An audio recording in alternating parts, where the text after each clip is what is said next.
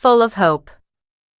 I know the thoughts that I think toward you, says the Lord, thoughts of peace and not of evil, to give you a future and a hope.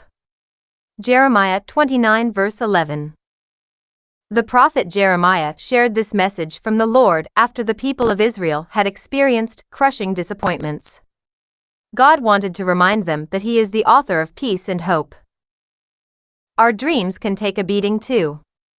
We get excited when we feel that God has called us to do something important, then find we may not be ready to face the inevitable setbacks and criticism. We end up getting discouraged and wanting to quit. For some of us, delays in fulfilling our dreams throw cold water on our enthusiasm. Instead of persevering, we become distracted by other things, often good things, and we lose focus on the thing God had burned into our hearts. Our impatience short-circuits the plan, and we settle for less than God's best.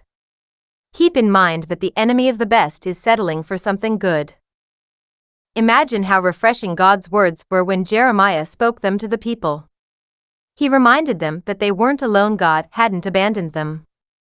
They had experienced severe problems and had doubted Him again and again. But in His great grace, God would even weave their problems into His plans for them.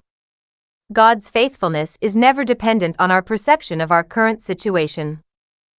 Most of the greatest leaders we find in the Bible went through times of struggle and doubt.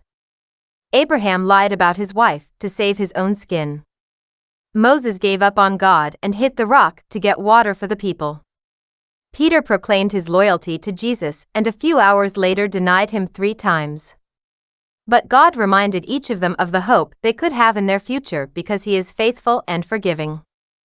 As long as there is hope in the future, we'll have power in the present to persevere. Are you discouraged that God's vision for your life doesn't seem to be making headway?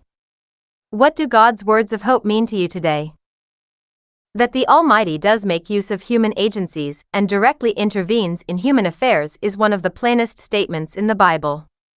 I have so many evidences of His direction, so many instances when I have been controlled by some other power than my own will, that I cannot doubt that this power comes from above. Abraham Lincoln.